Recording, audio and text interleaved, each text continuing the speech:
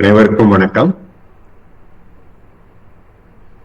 கோவை கௌசிகன் பதிப்பகத்தார் வரும் ஜனவரி 26 குடியரசு தின விடுமுறை அன்று காலை இந்துஸ்தான் கல்லூரியில் மருத்துவ ஜோதிடம் பற்றிய நேரடி வகுப்பு ஏற்பாடு செய்துள்ளார்கள். நான் உங்கள் பயிற்சி ஆசிரியர் நாகராஜன் ராமசாமி. இந்த மருத்துவ ஜோதிடத்துல நம்ம என்ன பார்க்க போறோம்னா, மருத்துவ ஜோதிடத்துல உண்டான ஒரு பாகம் தான். ஆனா அதுல குறிப்பா நம்ம என்ன பார்க்க போறோம்னா, முதல்ல பதிப்பகத்தார் உங்களுக்கு நான் எழுதிய மருத்துவ ஜோதிடம்ங்கிற அந்த புக்கை இந்த வகுப்பில் சேர்ற எல்லாருக்கும் இலவசமா கொடுக்குறாங்க.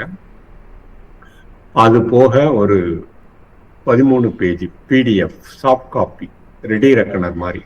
அதாவது ஒரு ஜாதகர் வர்றாரு, வந்த உடனே அவர் என்ன லக்னம் அப்படின்னா அவருக்கு உடனே அதை பார்த்துட்டா உடனே அவருக்கு என்ன நோய் அப்படின்னு சொல்லலாம் அப்படிங்கிற மாதிரி ஒரு ரெடி ரெக்கனர் அது ஒன்று கொடுக்குறோம். இதில் மெயினாக என்னன்னு கேட்டிங்கன்னா 6-8 பாவம் இதுதான் நோய்க்கு உண்டான பாவம் என இதை வைத்து எப்படி வந்திருக்கவருக்கு இதுதான் நோய், இந்த நோய் தீர்க்க முடியுமா தீர்க்க முடியாதா, இவருக்கு எந்த விதமான வைத்திய முறை உபயோகமாகும், அப்படி அந்த வைத்திய முறையை அவர் எடுத்தார்னா அதனால அவர் எடுத்துக்கொள்ளக்கூடிய மருந்து அது எப்படி வேலை செய்யுமா செய்யாதா.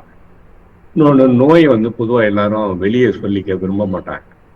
அப்போ சில சூழ்நிலை தவிர்க்க முடியாத காலத்தில் அவருக்குடைய நோய் எல்லாருக்கும் தெரியும்படி ஒரு சூழ்நிலை அது அப்ப எந்த மாதிரி சூழ்நிலை அதை பத்தி சொல்லிக் கொடுப்போம். அது போக உலகத்துல எல்லா நோய்களுக்கும் மருந்து இருக்கா அப்படின்னு கேட்டா மருந்து கிடையாது. உலகத்துல இது வரைக்கும் இன்னும் 8000 வகையான நோய்களுக்கு மருந்து கண்டுபிடிக்கப்படவில்லை. உதாரணம் ஆட்டிசம் என்ன, அதுல இந்தியாவில மட்டுமே ஒரு 4000 வகையான நோய்கள் இன்னும் மருந்து கண்டுபிடிக்கப்படாமல் இருக்கிறது. அப்ப அது என்னென்ன வகையான நோய்கள், அது போக ஒரு ராசியின் தன்மையை பொறுத்து, அதில் இருக்கக்கூடிய கிரகங்களை பொறுத்து, அதில் இருக்கக்கூடிய நட்சத்திரங்களை பொறுத்து பார்க்கக்கூடிய கிரகம், அப்புறம் பார்க்கக்கூடிய ராசிகள், ராசி பார்வை, இதை வச்சுட்டு அந்த நோயை துல்லியமா எப்படி பார்க்கறது அப்படிங்கிறது. இன்னொரு விஷயம் இருக்கு.